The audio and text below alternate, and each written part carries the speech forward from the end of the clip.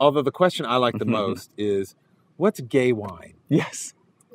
And, it's gay wine weekend, not gay wine weekend. We have Mecca is 45 minutes, south of us, here, the Castro. And we started to wonder, why isn't anybody talking to us? Why isn't anybody, wanting to, sort of communicate with the LGBTQ community? And that's where we came in. We sort of found this niche. And I kept talking to Brand saying, you're missing this huge opportunity. The demographic, we're about lifestyle. They're wine collectors. They're mature and educated. This is not a crazy party. This is not millennials on a bus getting loaded. These guys are really interested. And people just sort of looked at me from the wine side, and I don't think they got it. And it took a couple of years to think, is this homophobia? Looking at it, and I don't think so. It's farming, right? Wine is ag. It's agriculture, and they're here. They're not in urban centers. They're not in New York. They're not in the Castro. They're not in Dallas. And so finally, we had to do this, but 2008 hit, and prior to that, a lot of people, the gays specifically, would get on a plane and go to Provence before they would cross the bridge. There really was a psychological barrier about coming to Sonoma. People started saying, oh, what is going on in Sonoma? I hear it's kind of friendly, but we can't go to France, so let's go there. I think people still really didn't know quite what to do with us. And what happened was, this crash was happening, and Behringer came to me in the last month of their fiscal year and said, our traffic is down. We need people here now. How do we do it? And you've been talking about it and sort of put your money where your mouth is. I said, have a tea dance. And they said, great, let's do it. What's a tea dance? And so we said, let's go to Gay 101 and talk about it. Educate. And so we had like 3 weeks to market. I reached out to Gary and said, let's try this. There's an opportunity. Yeah. We both weren't sure this would work. So Gary, with his restaurant connections, reached out to 8 or 9 different chefs from around Napa, Sonoma. They all contributed a dish, and we did like a family-style supper before the dance. And this was an experiment. We weren't sure this was going to happen. And we had 3 weeks to put it together, and we had 300 people there. And some were Behringer top-tier reserve club members who came to us and said, thank you for doing this. We didn't even know Behringer knew we existed as a gay couple. And it really was incredible. That night at Behringer was really magical, because it was the first time since I've been living here, which at that point was like 15 years, 16 years. And for the first time, it was like, oh my God, look at this. Our community is here, and we're celebrating food and wine. And we can be out and open at a top-tier winery. We don't have to go to the ends of the earth like Key West or hide at the river. We can be where everybody else is. The community really has welcomed us. The community is aware of the event that we do every year with Gay Wine Weekend. The city council has led us for the last 6 or 7 years now. They raise the pride flag over City Hall during Gay Wine Weekend. It is mind-boggling to us in our small city that acceptance of diversity and inclusion happens right here in our hometown. For me, it's incredibly personal that they do that, and I thank them. And I always hold my breath, because I can't believe it's going to happen. I grew up in Healdsburg, very much a sister city of Sonoma, especially back in the 80s, though I firmly believe then I could have been Matthew Shepard had I been out, really. I mean, there were times about being bullied or called faggot. I wasn't out by any means, but I left. Thought it was obvious. Like most people, right? It was obvious. I mean, that sequin dress I wore to the prom. Wanting to be homecoming queen. I never, in my wildest dreams, thought I could be me here. And that first time that Sonoma City Council and Mayor Ken Brown at the time, who really embraced us and said, we just sort of floated the idea, and he was pretty much a driving force with the city. Every time it goes up, I kind of get a little teary-eyed, because it's a symbol, right? It's a symbol for all the people who had to leave their homes or were run out of their homes by their parents when they came out to them, or the kids today here in town who can't be out or are worried about it. It's a symbol of acceptance. And I think for us older guys, there's still that kid who didn't understand what was happening to him. When I first met my partner, in about 6-8 years in, people started asking us, how do you do it? And we struggled a little bit, because there were no We had no mentors. We had no role models. We didn't know what a long-term relationship looked like for two men, and had nowhere to go and no one to talk to. And imagery at the time was incredibly negative, and AIDS was happening and people were dying. And, the image we had is, dying Freddie Mercury and, leather and not good stuff. And for me, coming from New York, where I could be out and that wasn't an issue, and moving to Sonoma, I never thought in my wildest dreams, I was thinking about this just yesterday, I don't think I ever thought in my wildest dreams that I could be doing what I'm doing here in Sonoma. And that absolutely amazes me in the most wondrous way, that we are doing what we're doing in a small town. We have one of our sponsors is, our straight ally sponsor, that we have here in Sonoma is the Magentini Construction, a construction company. But, they came to us and really felt strongly about wanting to support the work that we're doing. So they've been huge supporters of us, but they care. When we started, winemakers wouldn't be out. I mean, people, when we first started this, one of our first events after Tea Dance, we did the Gay Wine Train, which was only LGBT winemakers.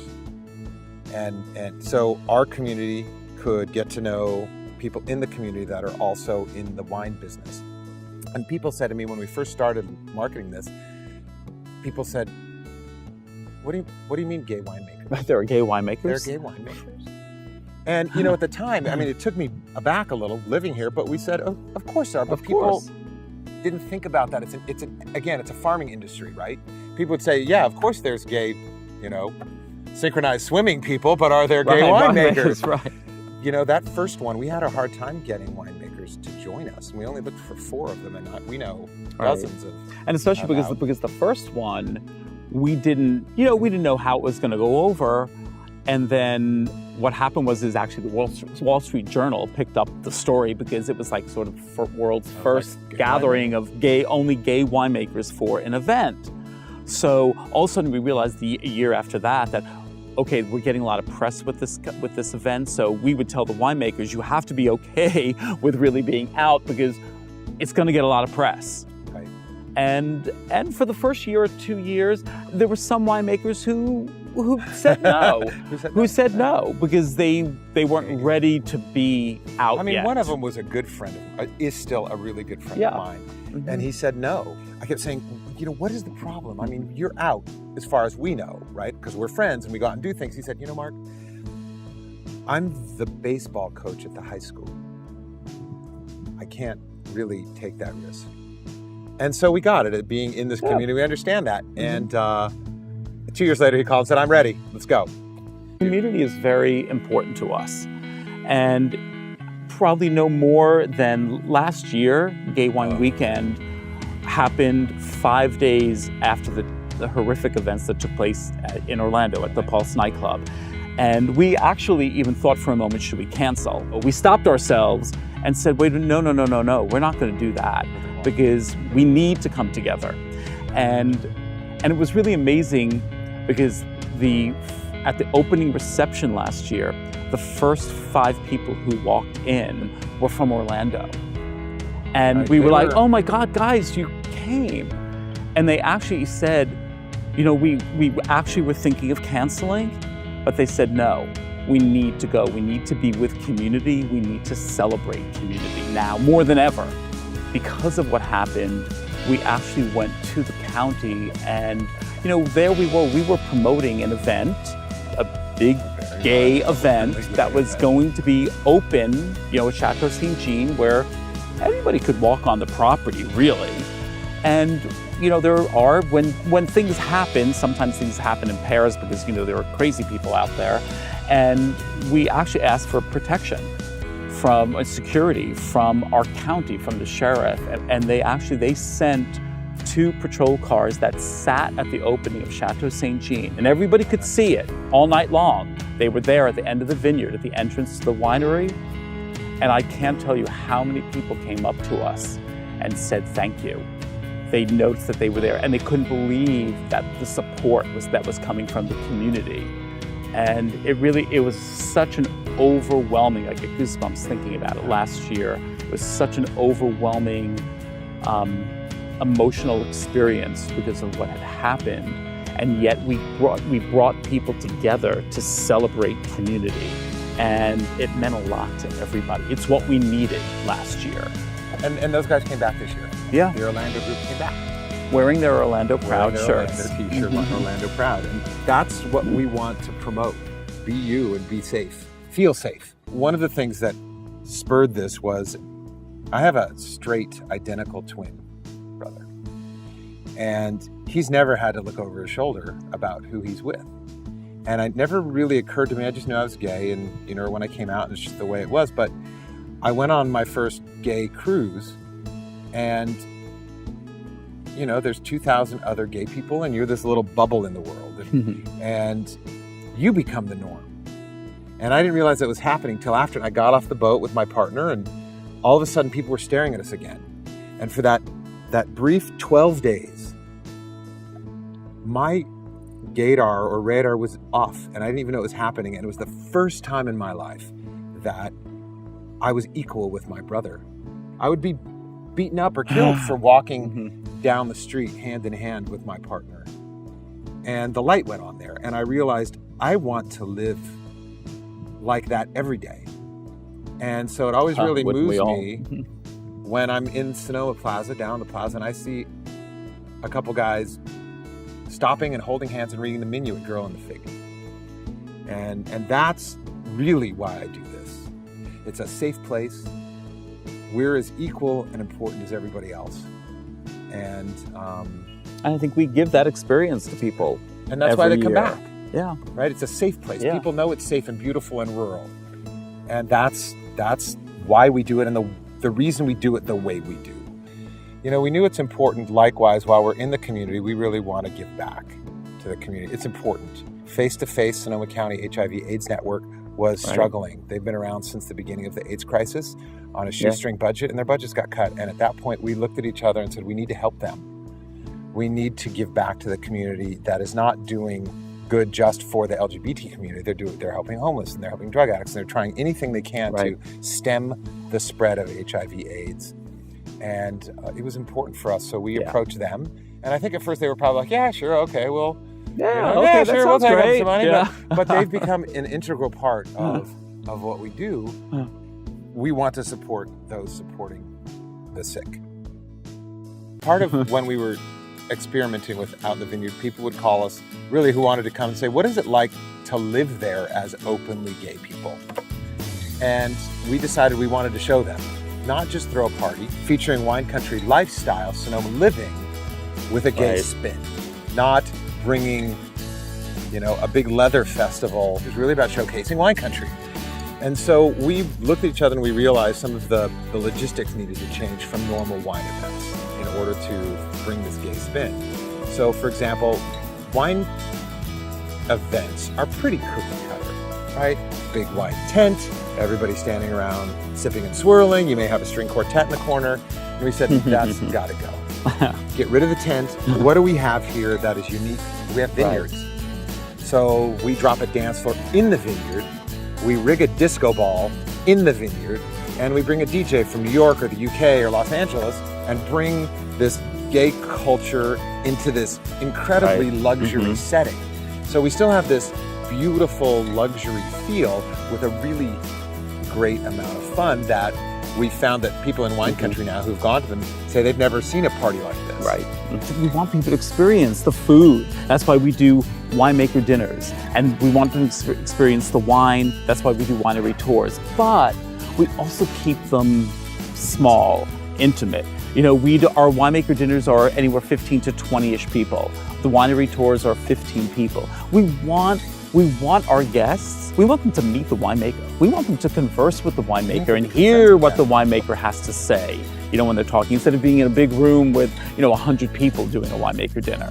So that everybody gets to really have an opportunity to meet with the person who's making the wine. Meet the chef who's cooking the food at their winemaker dinner, who will come out and talk about the food that they're serving. And then they go home and they feel like they actually have friends in the wine business. Right. Mm-hmm. Right? And right. We want them to become friends with them and really get to know them on some personal level. It's not just about Sonoma. I think there's a little bit of a misnomer. We live here and we showcase Sonoma wines, but we want to showcase great wines wherever they're from. This year we had 2 great winemakers from Oregon.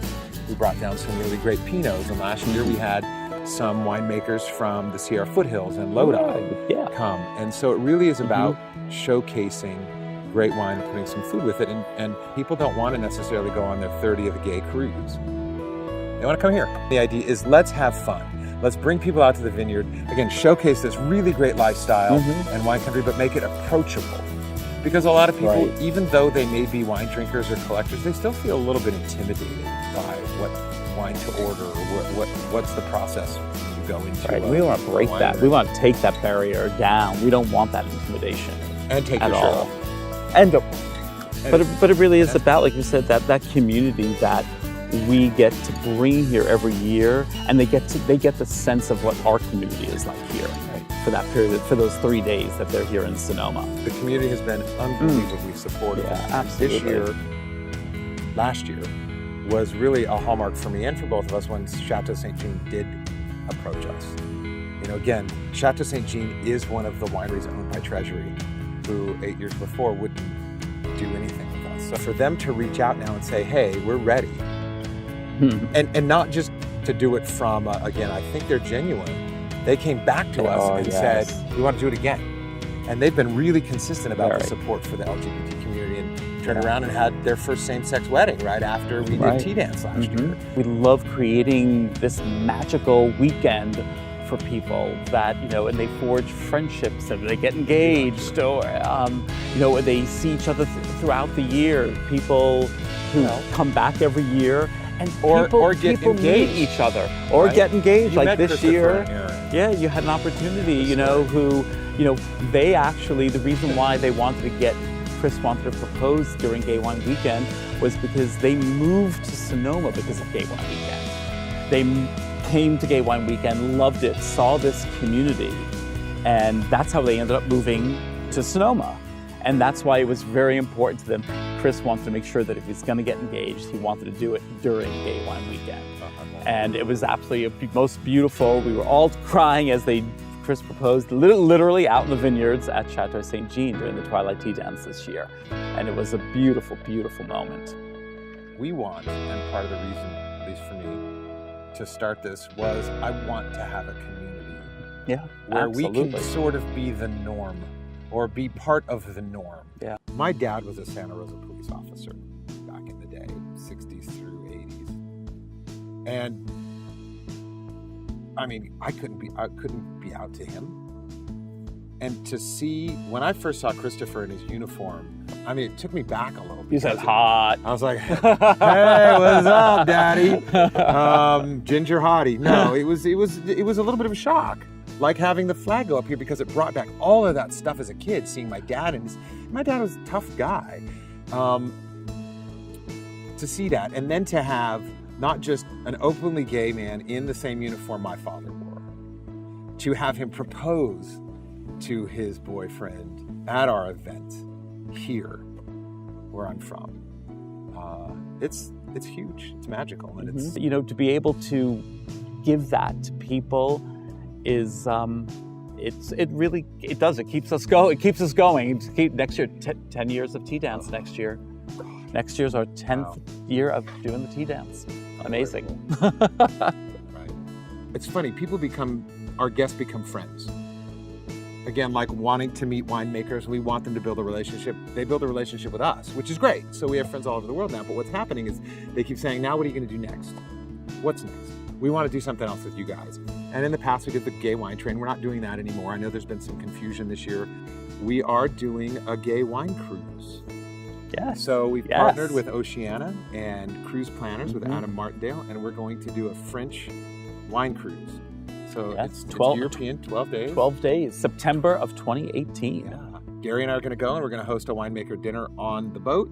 and we're going to do some winemaker tours through Burgundy and Provence? Portugal, Provence. Portugal. And So this is Yeah, going to be a it's first for exciting. us. So now we're going to go international the other way, and bring this fun lifestyle. yeah, to come join Europe. us. So come join us. First 25, get to have dinner with Gary and I. Exactly. You need to come to Gay Wine Weekend. It's magical. It's an amazing lifestyle, and we want you to come because you're going to experience that when you come here. And if you're a food and wine lover and being gay, you get to be who you are and do what you love and experience what you love at Gay Wine Weekend. When was the last time you had a dance in a vineyard? I mean, really. So you've got this great food and wine component. Come out in the vineyard and see what it's like, because there's no experience that anyone's ever had to do that, to have the disco ball in the vineyard, have a DJ from the UK spinning the latest dance hits with luxury, beautiful wine and food. Come check it out. It's really worth it. What's gay wine? Yes. It's fruit forward and a great mouthfeel. You know, fruit forward, great mouthfeel. That's what Gay Wine Weekend is. Join us.